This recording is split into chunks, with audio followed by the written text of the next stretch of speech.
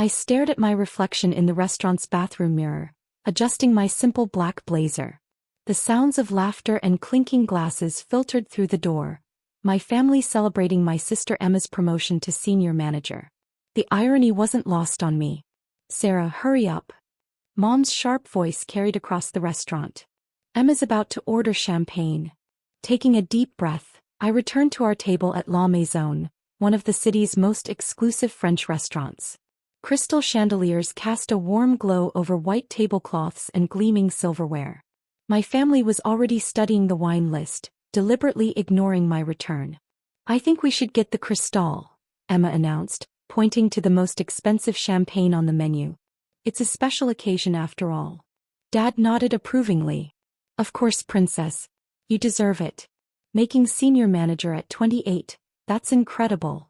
I sat quietly sipping my water. No one had even asked about my job in months. They'd stopped caring when I told them I was just a secretary at Morton Industries.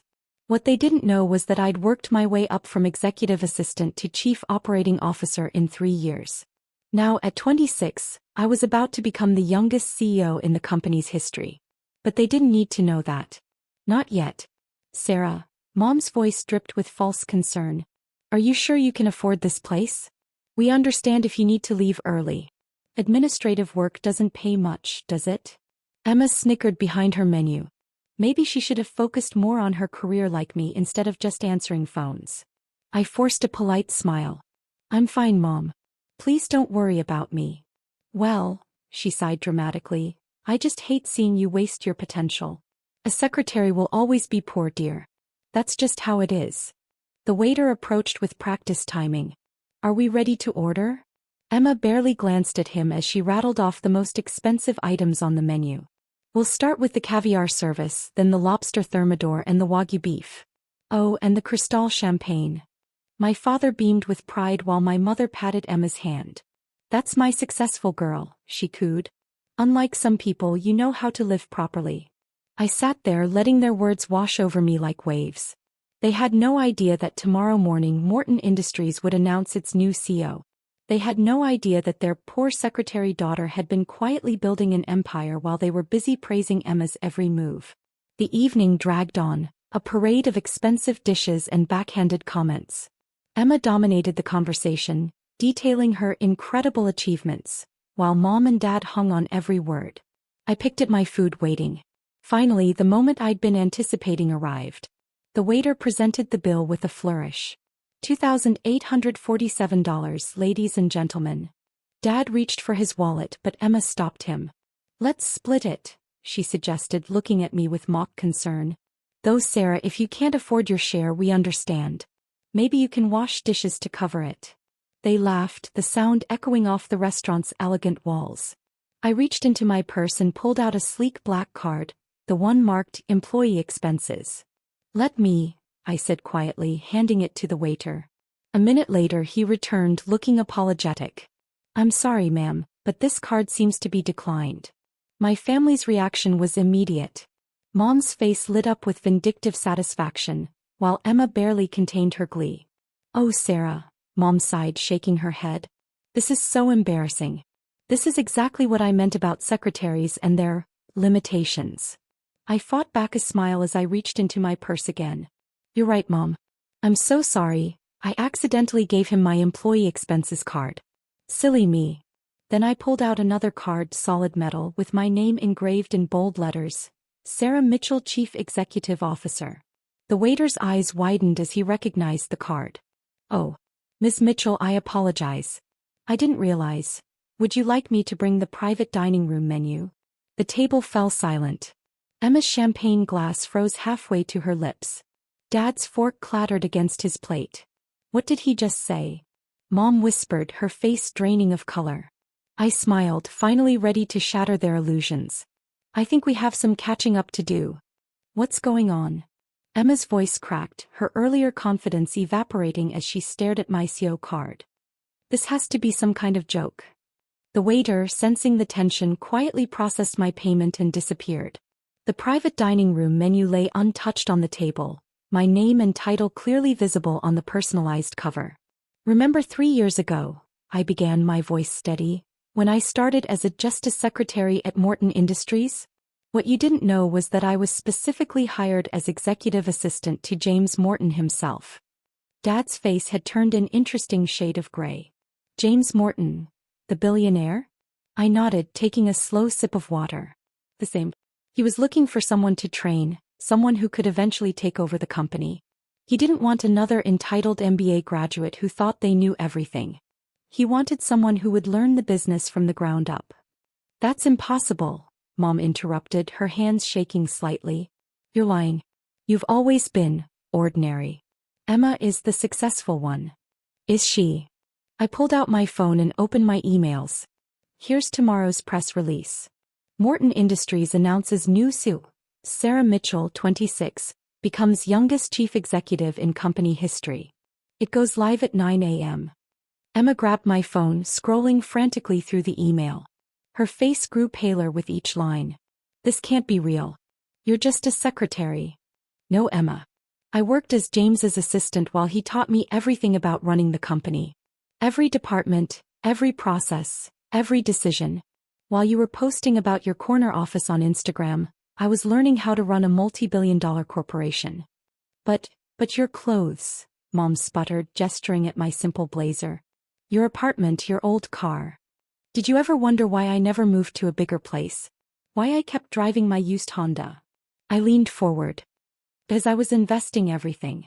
Building my portfolio. Following James's guidance. That tiny apartment building I live in? I own it. All 6 floors. Dad found his voice, though it trembled slightly. How much? My net worth. I smiled. As of tomorrow's announcement, with my shares in Morton Industries and my other investments, just over $300 million. The silence that followed was deafening. Emma's perfectly manicured nails dug into the tablecloth. Mom's lipstick-stained wine glass sat forgotten. Dad looked like he might faint. All those times you mocked me for being just a secretary, I continued, my voice taking on an edge. I was actually closing million-dollar deals. That week you refused to help me move because you were too busy celebrating Emma's bonus? I was in Dubai, negotiating a $50 million contract. Why didn't you tell us? Mom whispered. Would you have believed me? You were too busy planning Emma's office warming parties and bragging about her company car. You never once asked about my work, my goals, my dreams. You just assumed I was a failure. Emma suddenly stood up, her chair scraping loudly against the floor. This isn't fair. I worked hard for my position. You just got lucky because some old man chose you. I laughed, but there was no humor in it. Lucky? I worked 80-hour weeks. I studied every night. Earned this, Emma. The difference is, I didn't need to post about it on social media or brag at family dinners. But tomorrow. Dad started. Tomorrow everything changes, I finished for him. Tomorrow the world finds out that your poor secretary daughter runs one of the largest companies in the country. I stood up, gathering my things. Oh, and Emma?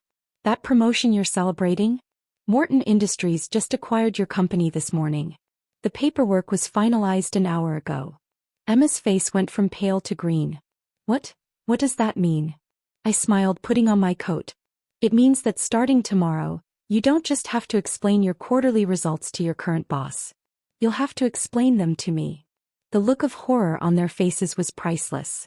As I turned to leave, I paused, remembering one last detail. And Mom? About what you said, a secretary will always be poor? You might want to rethink that.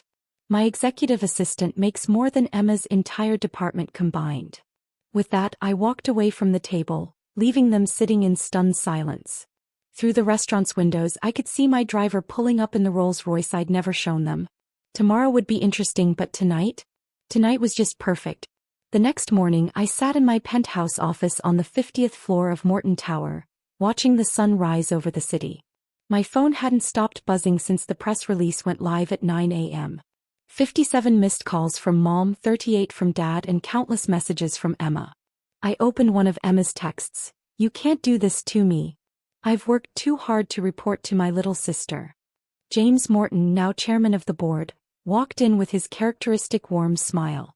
At 65, he'd been more of a father figure to me than my own dad ever was.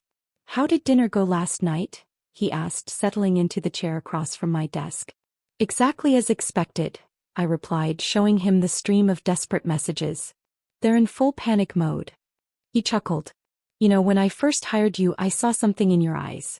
That hunger to learn, to prove yourself. Not for glory or status, but for personal satisfaction. That's rare. My intercom buzzed. Ms. Mitchell, your family is in the lobby demanding to see you. Security is asking for instructions. I pressed the button. Send them up, Lisa. And please call the board members for our 10 a.m. meeting. The same board meeting your sister is supposed to present at? James raised an eyebrow. Exactly. I smoothed my designer suit. No more simple blazers.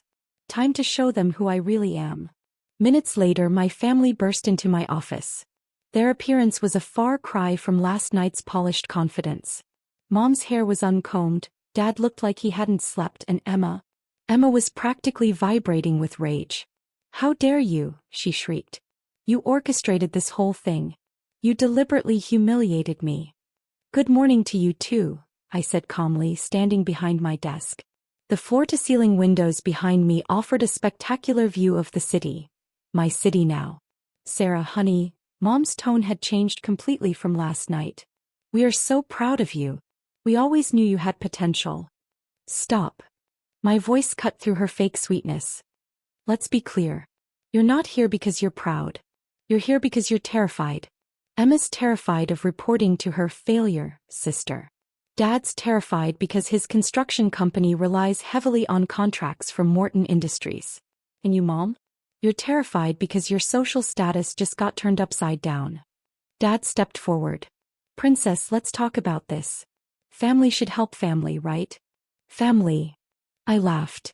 Like when you helped me. When you celebrated my achievements. When you showed any interest in my life. My phone buzzed, a reminder for the board meeting. Emma, you have a presentation to the board in 20 minutes. I suggest you go prepare. You can't. She started. I can and I will. I earned this position, Emma. Every step of the way. Now you have a choice. You can either accept that your little sister is your CEO and do your job properly, or you can resign. Your call. She stormed out, mascara running down her cheeks. Dad followed her, already calculating how this would affect his business. Mom lingered, trying one last time. Darling, I'm hosting the charity gala next month. Perhaps you could. No, Mom. No more pretending. No more fake pride. You'll need to earn my respect just like I earned my position. Now if you'll excuse me, I have a company to run. After they left, James came back in. Tough love. They needed to understand, I said, gathering my papers for the board meeting. Success isn't about titles or appearances. It's about hard work, integrity, and patience. And now. I smiled, thinking about the long road ahead. Now they'll learn what real success looks like. Not from Instagram posts or fancy titles, but from actual achievement. Walking into the boardroom minutes later, I saw Emma sitting there, her presentation ready. Our eyes met, and for the first time I saw something new in her gaze: respect. Good morning, everyone, I addressed the board. Let's begin. As I took my seat at the head of the table, I couldn't help but smile. The poor secretary had finally written her own success story, and it was better than anything my family could have imagined. Life has a funny way of teaching lessons. Sometimes the quiet ones, the overlooked ones, the underestimated ones, they're the ones writing the biggest checks in the end.